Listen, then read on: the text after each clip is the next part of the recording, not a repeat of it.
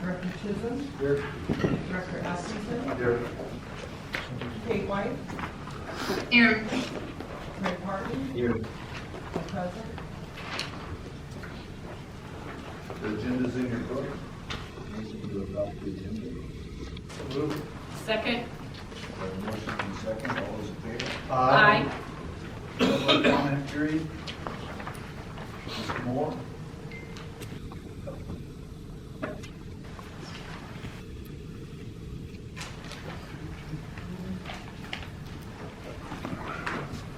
Good morning, everybody. I'm over on the west side, between, say, 260th and 245th, right on the highway, and up on 3 Points there. There's quite a bit of rubbish dumping over there for his mulch. And I think it comes from Waste Management, and they've got contractors. And they're dumping quite a bit of it on the east side, which is a lot cleaner, and a lot of it on the west side that's got a lot of trash in it, plastic, gloves, everything, and it comes from whatever city, Los Angeles or on Oxnard or wherever. And they're dumping it 24 hours a day, and they're dumping it right where a lot of guys are banking their water. And I just want to bring it to the attention before this thing builds up and pollutes our water, so, because it's right in the wash areas and the main washes where the water comes down out of the mountains on 3 Points and all in that whole area. So I just want to bring attention to whoever can maybe have somebody look into it or whatever we can do about it, because it is a big concern. This is illegal dumping, right? It's legal dumping, right? Illegal or legal? It's legal. Oh, legal. Yes, Waste Management hires contractors to get rid of, they go through it a little bit, but there's like ton, it's not clean. So there is a landfill? No, they just put it on the surface. Right. And it's not pristine wood chips, it's a lot of trash, a lot of stuff. And People are getting paid to take it on their land, and it just stacks up there. When it And- rains, it washes down. It used to come out of Los Angeles. Yeah. I don't know where it's coming from now. it comes from all over. Waste Management brings it in, and they go through it a little bit in some areas. Like I said, on the east side, it's quite a bit cleaner, and what they're using in Oxnard and Fillmore is quite a bit cleaner. But the stuff, this contractor that's bringing it over there, and they're dumping it 24 hours a day, and most of the guys are getting it dumped on their land. The contractor pays them to dump it.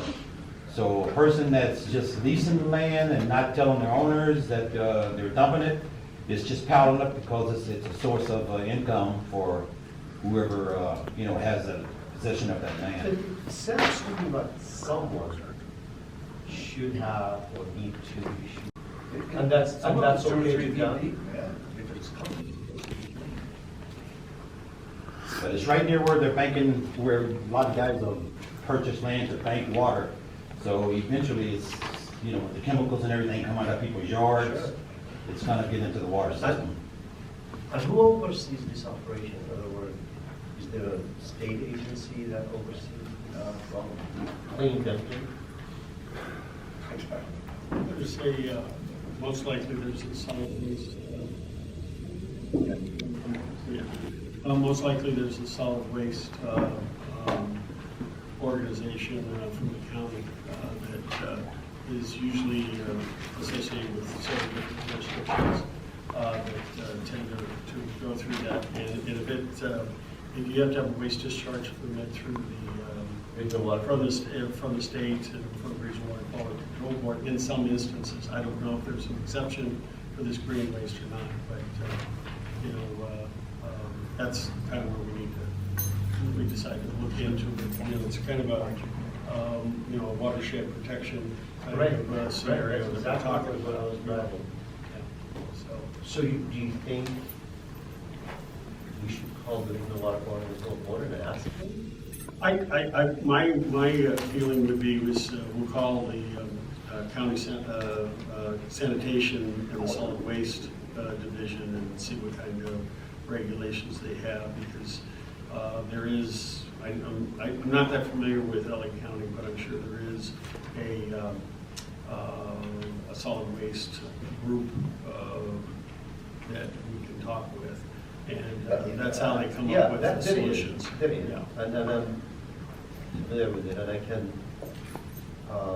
put anybody in touch with them if you want to like to talk to them. I just don't have enough information to talk intelligently about it, but there's Well, some. I used to run a landfill, so I'd be happy. You give me the number, Oh, I'll there you help go. out. I'll give you the name and the number after the meeting. So could we put that on the agenda for next, Yeah, as a meeting, fall, please? as a Do a fall. follow-up report, because I think this smaller business is really important, I'm glad you brought that up. Yeah, it's pretty important. Like I said, majority of the guys that are getting it dumped on land, quite a bit of land over there, they're getting paid $50 a load, and they're doing it 24 hours a day right now. And and a lot of guys are not turning it under, they're just putting, and fire department was out there, it dries up on top, and the fire department was out a little while ago, and boy, I mean, that stuff gets dry, and it starts burning, and it takes forever, and it kicks back up also. But thing of it is, like I said, it's right near where all the banking is going on. So it's getting into the system. We have to look at it as a water quality issue, so Yes. we'll follow up on that. Thank you. Thank you. Thank you. Any other people want to speak about anything? Good. Yep. John, you can in terms of the bank that it has going with Met, It's, going, I think it's a little further to the west. sounds like I did the bank that, Yeah, with it's, the adjustment in there. there's nothing being dumped in that area at all. So, but it's within the region. No special presentations? Consent agenda? Good morning.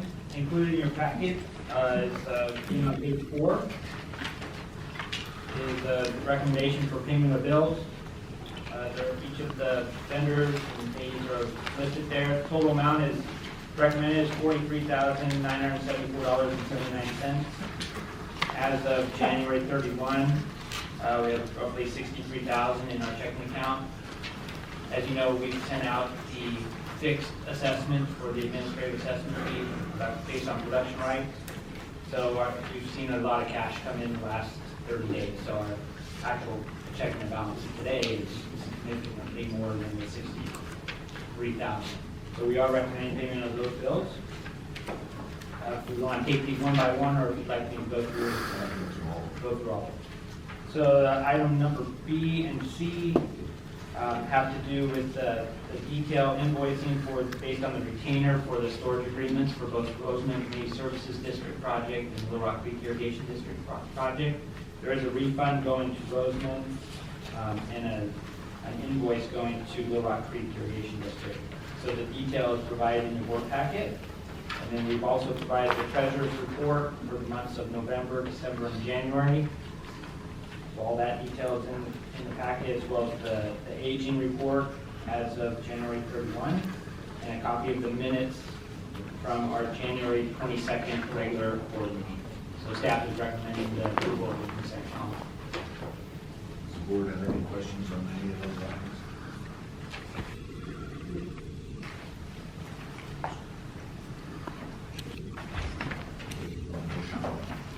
Approve the consent agenda? Move to approve consent calendar. There's a motion. Second. Is that a second? All those in favor? Aye. Advisory committee. Dennis.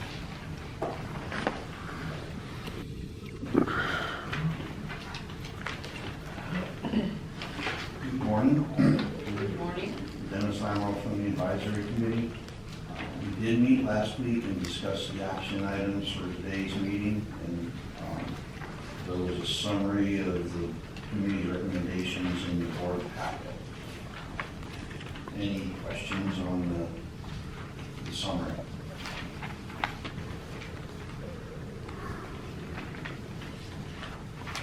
Any questions for Dennis?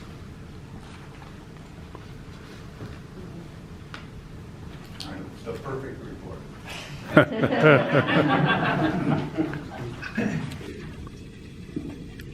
Action item A, transfer. So I'll get this kicked off and then turn it over to Kate White with Todd Groundwater. But including in the board packet under transfers, there's two different types of transfers being proposed.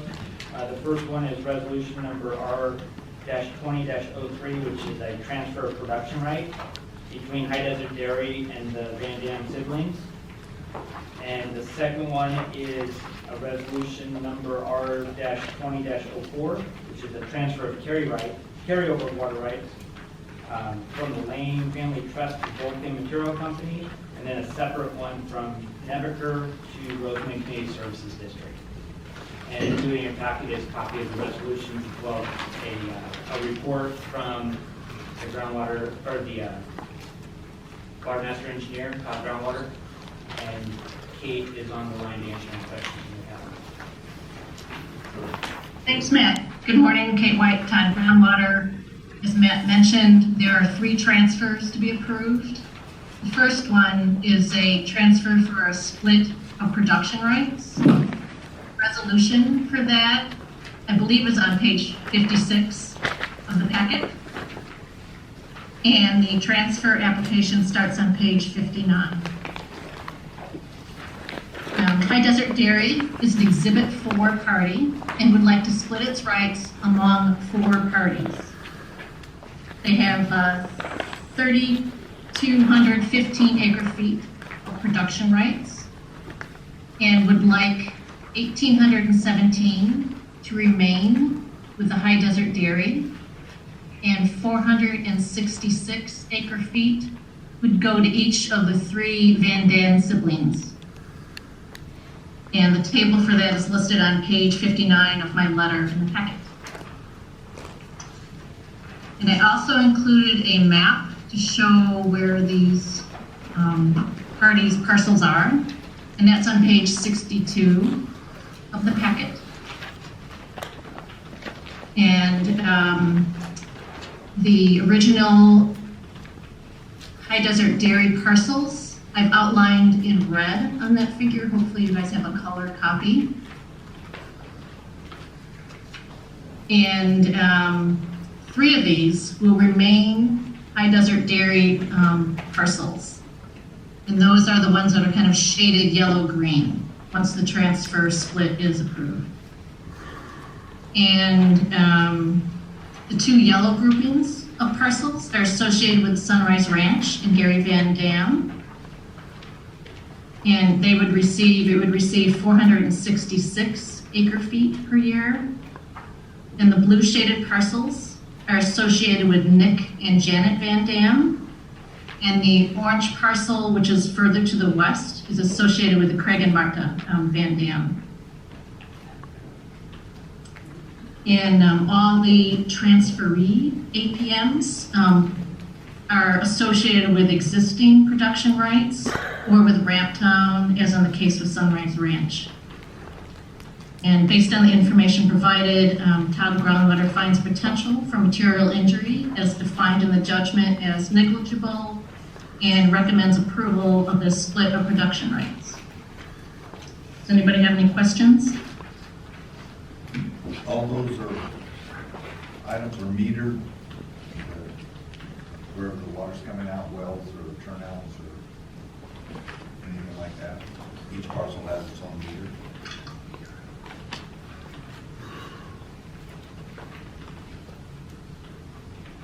I'm having a hard time hearing you. The question was, are all those parcels wells metered?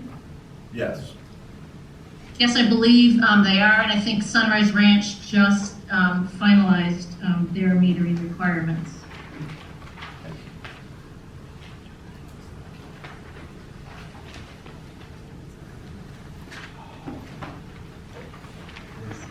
Any questions? No.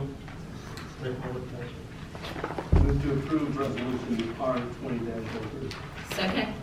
We have a motion and a second to approve resolution R-20-03, transfer of water rights. All those in favor? Aye.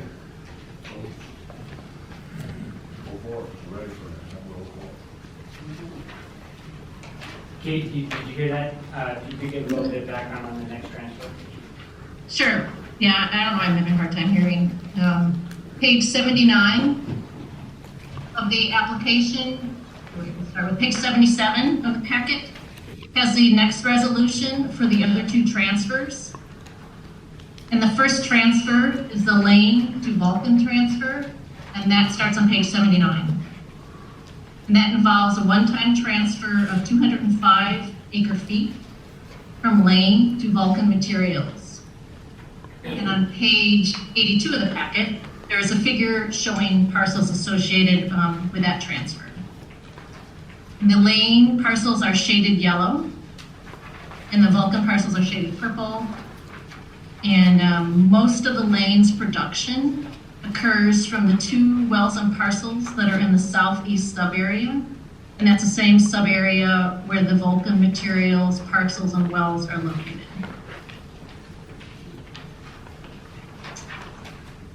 And Todd Groundwater finds that there's no material injury as defined in the judgment and recommends approval of this transfer as well.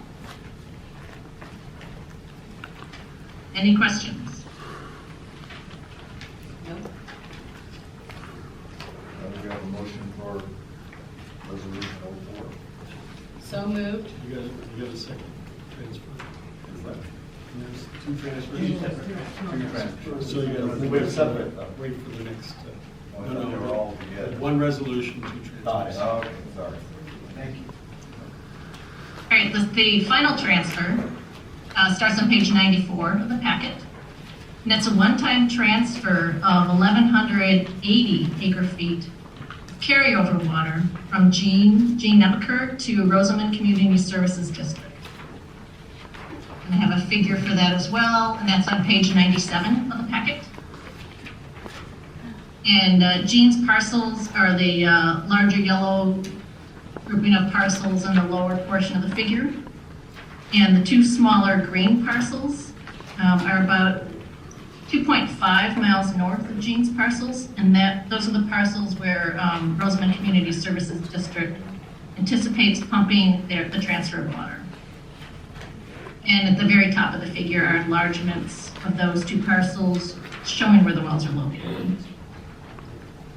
And recognizing that this one-time transfer is to be used probably over a period of years to help Rosamond Community Services District meet the replacement water assessments.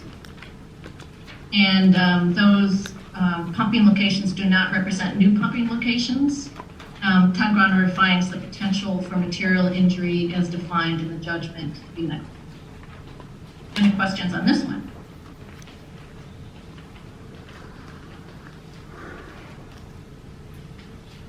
Okay, now we'll take a motion. You look like you're going to say something. I've got I need some clarification on something from Ron. If we always use the production right water first in everything we do, right? You use water, the production right water is counted first. In other words, it can't be banked, that's what we do first.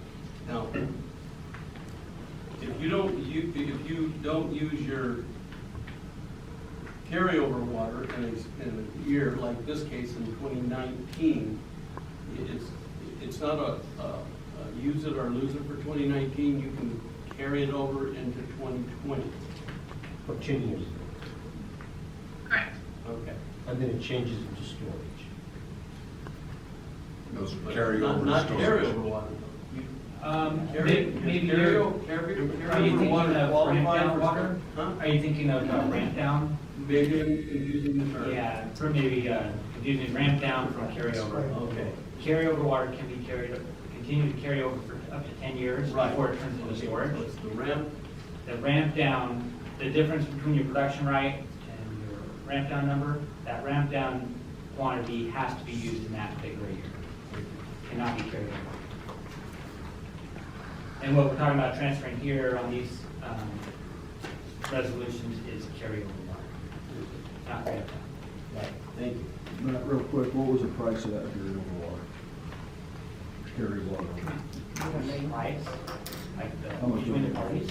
Oh, we don't know what that is. as a business deal between those firms. No, but to store it, to put it to carry over. What's the price per acre? There is no price. I don't think there is a price. That's a private.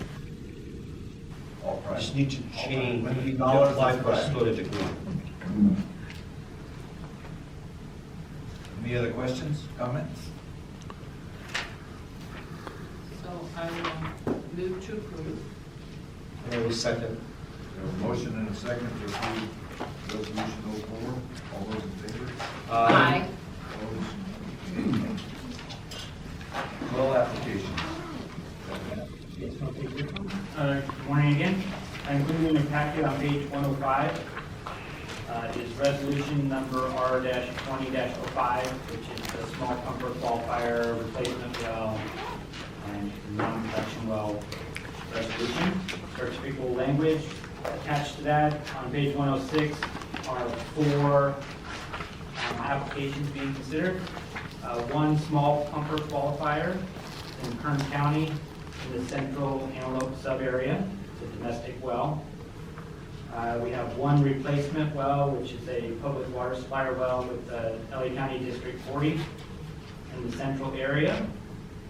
And then we have 2 additional monitoring wells affiliated with the Broadlock facility that we've been approving over the last few months. So my understanding, these are the last 2 monitoring wells for this facility. And if you recall at the last meeting, there was a question brought up by the board members, and I think it was particularly Director Landry, about having a little history on which monitoring wells have been approved with this facility. So you all should have received a copy of the memo. It gives a little background as to why these monitoring wells are being installed, a list of the various wells that have been approved by the board, monitoring wells, and provide some little bit of backup with the mapping and showing the location. Also, it was decided at the last meeting that when we send a letter back to the party that's applying for the monitoring wells, to add a statement to the letter that says if the future use of the well changes from a monitoring well to a production well, the applicant must notify the Watermaster. So you'll see that in your packet on page 143. So staff is recommending approval of resolution R-20-05, and we have to answer any questions. Any other questions? Yeah, just a clarification. Who required this monitoring well? Was it the hunting board or was it someone else? Yeah, it was a combination of State Water Resource Control Board and Lahontan Regional Water Quality Control Board. And it was due to some potential petroleum hydrocarbon constituents that have leaked from the fuel and oil storage facilities under Petrolock facility. Can the Watermaster get the monitoring data that will be collected for these agencies? Yeah, I think that's part of the requirement is that we get access to that data. Perfect, thanks. Yeah. And is that map indicative of all the monitoring wells? Yeah, that's kind of a standard that's been for each of them. Perfect, thank you.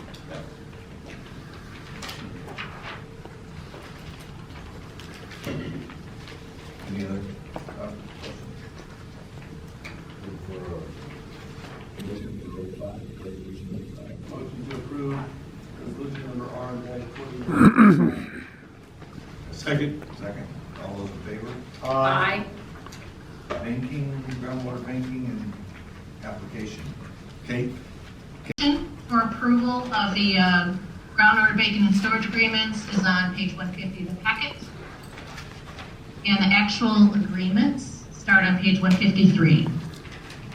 And there's 2 agreements, one with the Rosamond Community Services District and one for the Little Rock Creek Irrigation District. And these have been seen before, comments were made on them, and the comments were addressed. And I think they're ready for approval. I'll just note that the advisory committee has commented on this a couple of times and recommends approval after the comments have been responded to. And it's been circulated to council for both Rosamond and Blue Rock Creek. So we don't understand there's any objection. The one for the Rosamond community services is wastewater, right? Correct, it's a treated wastewater effluent. Secondary, tertiary treated? It's a tertiary treated. I think last time I have said, and I'd like to hear Kay talk about the PFAS. For those of you that don't know, it's a wastewater product, and it's been a major problem for drinking water. And in the Antelope Valley, we're lucky we don't have that problem. And while I'm supportive of groundwater recharge, we want to be careful about how we do it and what we do it with. So, Kate, I don't know if you can hear me. Last time I asked fellas to explain to us how is that going to be avoided and how it's going to be monitored. Now, to my knowledge, the only way you can get rid of it is if you do advanced treatment.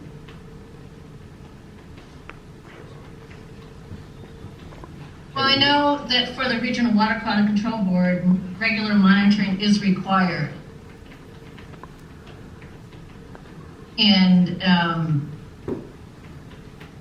And that should pick up any contaminants associated with it, and I believe the water will be tested before it's recharged as well. What is it tested for? Is the PFAS is being tested? I actually don't know the exact constituents. They have to I have an issue their until I discharge requirements.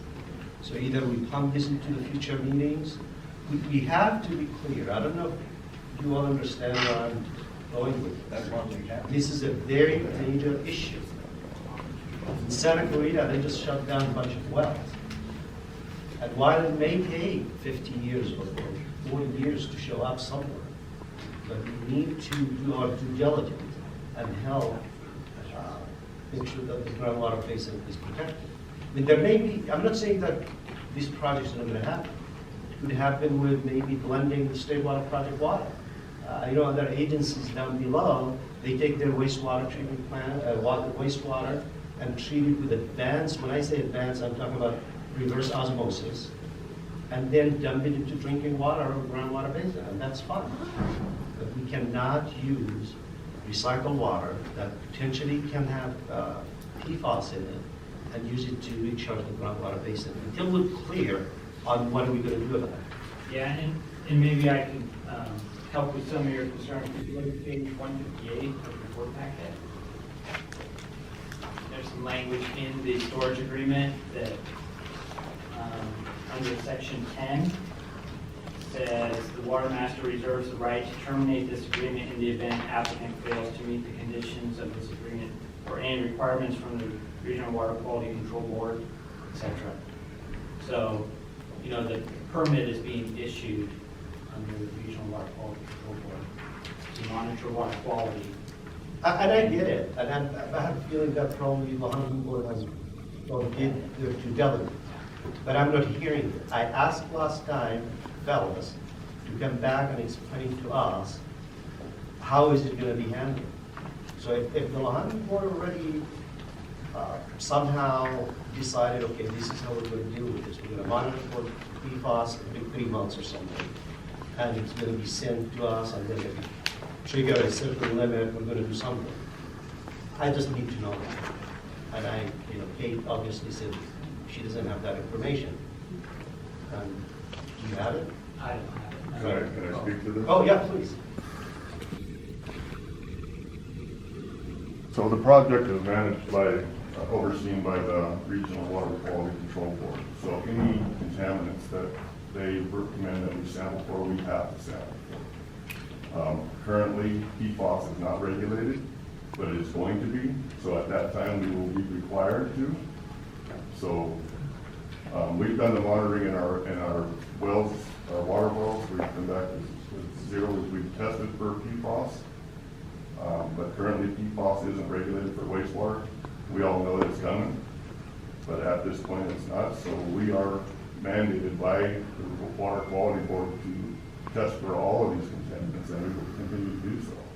Yeah. I don't know if it's regulated for recycled water. I know it's regulated for drinking water. as of January. And that's what I'm concerned about. I'm concerned about the groundwater quality. Well, the EPA met yesterday, and they're talking about putting the MCLs for wastewater also. I'm sorry? The EPA had met, I seen a bulletin that the EPA had met, and they're gonna start putting regulations on the wastewater also. Are they?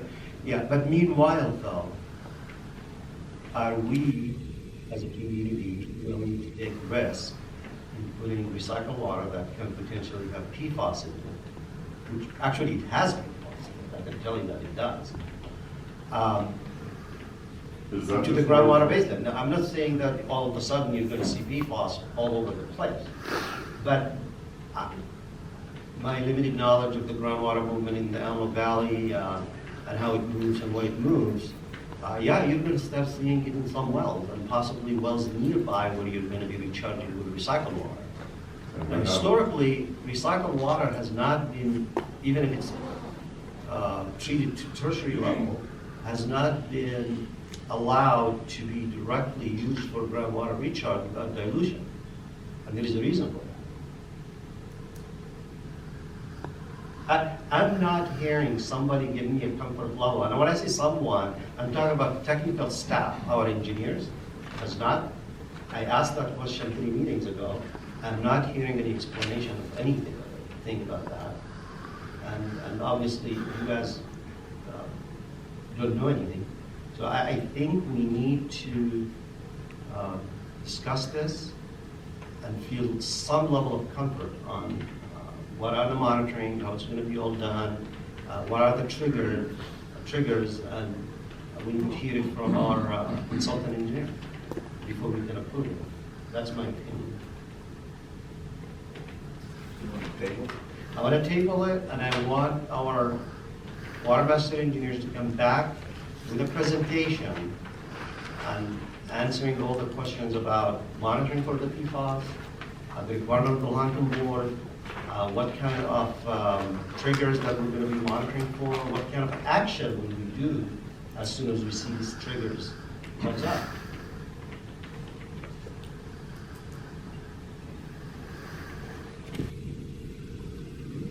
Is that possible? Next month? Yeah, I think it's, direction's pretty clear, and staff will work with the Watermaster engineer and provide the information back. For my personal, I'd like to see a little PowerPoint on all these things we don't like to see it in person, how to work from. Yeah, I think, through this process, I'm not speaking for the Watermaster engineer, but I think they've relied heavily on the fact that this project has gone through the Regional Water Quality Control Board and obtained the necessary permits through that regulatory agency. If you remember reading the memo and the report from Kate and Phyllis, it referenced that process. And that would be fine.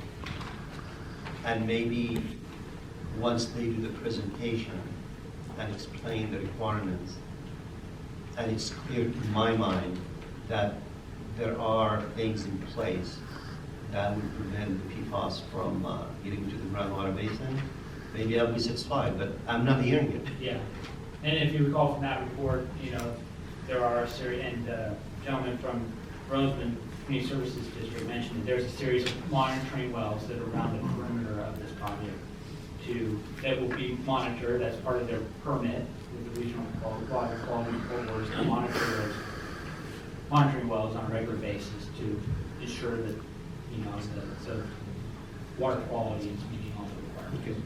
That's the presentation. Yeah. Okay, so we're So going we'll to work take. with. Yes, Adam. Yep, Adam, we can do that. Thank you. Go ahead. That's all I had. That we'll look into it, and we will do a little presentation to show what we think will be needed to do that, if anything, and what's being done with the current requirements. Okay, so we're going to table resolution 06. 07, groundwater banking and recovery storage application, Little Creek.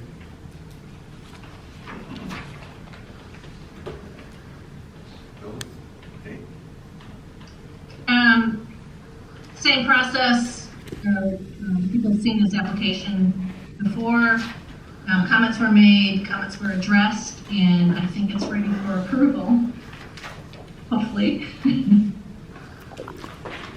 Are there any questions on this one? Craig, if you want to add anything. No, the same process. It's been several months of negotiations.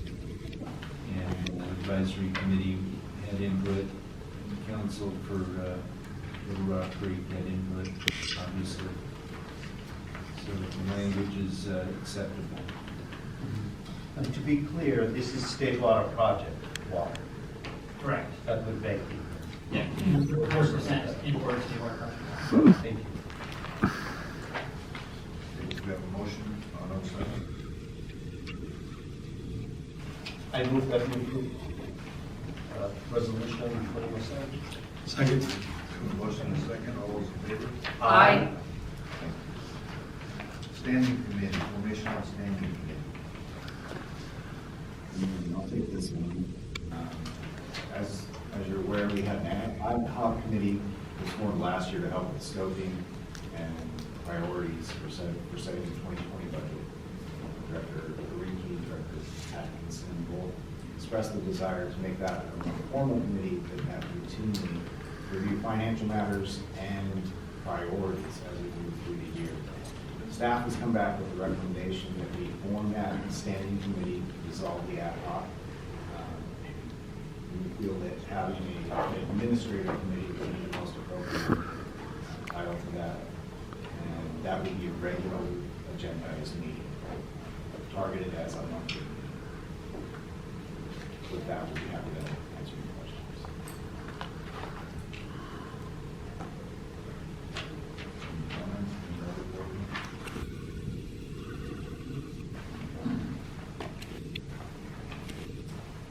Any comments from the audience? Need a motion to formalize that? Yes.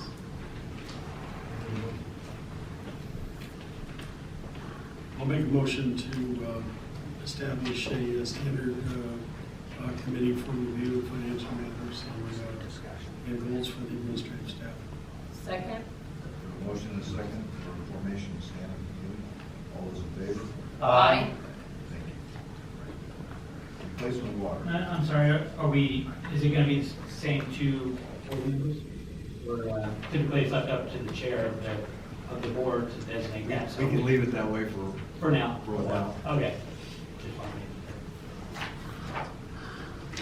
As long as Adam continues by lunch. to- We mean continue. I'm just kind of trying to find it. Replacement of water fees? Right, I will take this one again. Good morning. We have before you a resolution to adopt the replacement water assessment fees for 2020. Staff has taken the advisory committee's comments to heart, and we brought back the historical rates as well as a snapshot of all the factors that go into formulating that rate for 2020. So staff is recommending that we adopt, the board adopt resolution number R-20-08, setting the replacement water assessment rate for 2020.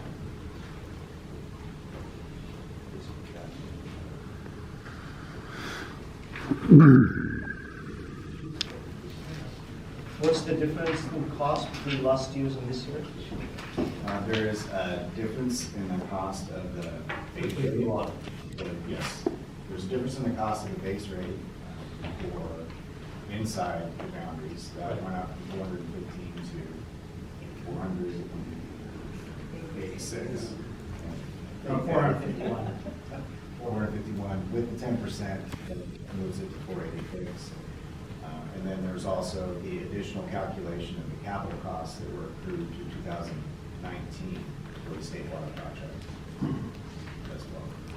So that, those are the factors that For outside the basin. were outside of this. So it's 10% price hike? What's inside the basement? The 10% adjustment is based on the fact that we are making the assumption there's a 10% loss when we bank that groundwater, put it into the ground. Okay, so that adjustment didn't exist in 2019? No, it does. So we have an adjustment up on the rate that we sell for agricultural water, which is water being reported. That went up to 451, correct, Matt? And From then- what? From 415. Page Thank 170. you. It's on page 170, there's that chart. 1 second. You'll see that the inside AB State Water Contractor Association boundaries is 486. That 486, it takes into account that 10% loss. So that's the bump from the 456. So you think everybody's clear on what the differences are? You're in an area that's being taxed, you get the lower rate. If you're in an area that's not being taxed, you get the higher rate. So you already paid some of the fees. You think it's clear to the producers? Yeah. Well, they should know if they're paying taxes to one of the Yep. state water contractors. What do you get for that? You get $400, $500.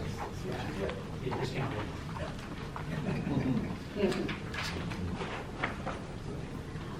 So we have a resolution, R2088, replacement water assessment rate. Move to approve. Second? We have a motion and a second. Adopt these fees. All those in favor? Aye. Thank you. Can I note, just make one note after you voted, that this was in the advisory committee and was recommended for approval, has had an opportunity for public comment, and there's no objection, just because we litigated this with one party tonight. I want the record clear. We're good. Thank you. Okay. Now party begin. Rules and reg, ad hoc committee update. Yes, I can give you a brief update. As you recall, the rules and regulations draft was generated by the Watermaster engineer last year. Came to my office. We made some comments. It's now been circulated to the ad hoc committee, which consists of a number of different attorneys that are in this room. At the last meeting we had here, the board was suggested, recommended, commanded that we meet today after the meeting to start working through directly some of the issues on the rules and regulations. We actually met by telephone about a week ago and started discussing some of the conceptual issues on the rules and regulations, and hope to get into some of the substantive matters today. In terms of the turnaround time, I think the goal is still to get a draft to the advisory committee and before the board at the March board meeting for approval in April. We'll see how that goes. I think there's every intention to try and fast forward this as much as possible. That's where it is now. Hopefully we're looking at a draft, rough draft of the rules and regulations at the next board meeting and getting public comment all the way through.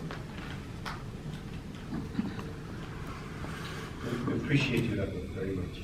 Well, it's a group effort, and I have to compliment the group of attorneys that are working on this and been very diligent to try and bring it to fruition, knowing how important it is for the future of the Watermaster here. Thank you. And if I could just add that we'd like a motion to set the public hearing date to consider the rules and regulations for April 22nd, 2020.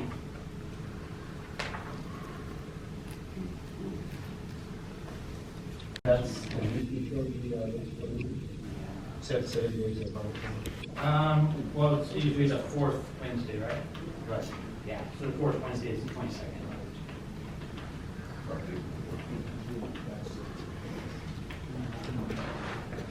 Oh, sorry. So the motion was. I second. We have a motion and a second to set the public hearing date, April 22nd. All those in favor? Aye. Opposed? Administrators report. Well, we only have listed their monitoring well application information, and we handed that out and discussed it briefly under the previous resolution that we considered for our lot. For that lot. And other than that, I don't have anything to report unless there are any questions. Okay. Watermaster engineer report. Hi, Kate White again. On page 175 of the packet is a letter for reporting the Watermaster and Antelope Valley adjudicated basin Sigma reporting status.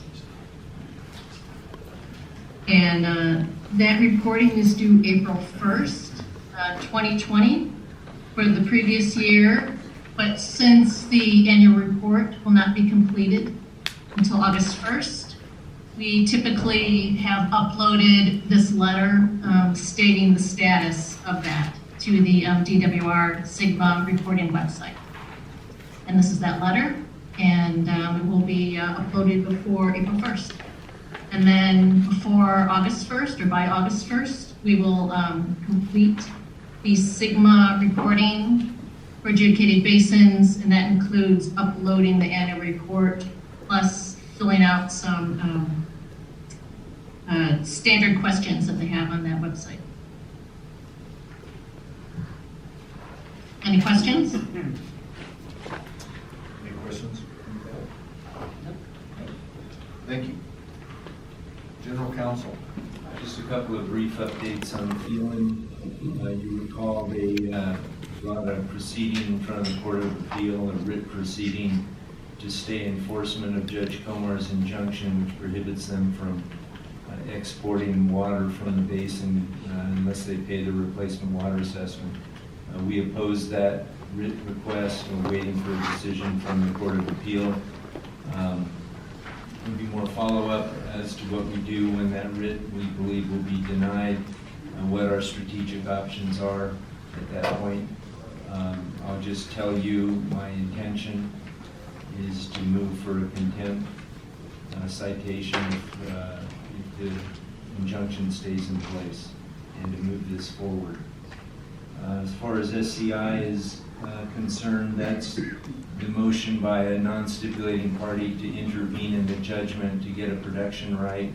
The intervention already occurred and was granted. Now there's some discussion amongst the parties about what evidence SCI has that proves up their production right.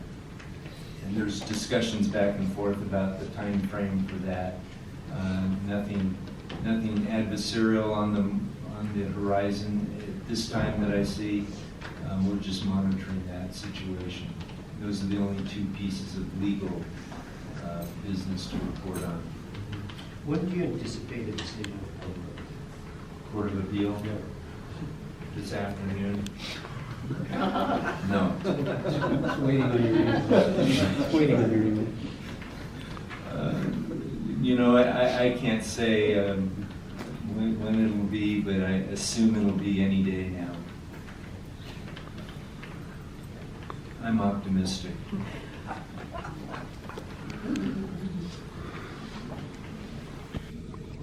Anything else? No. Board members request for future agenda items, water together.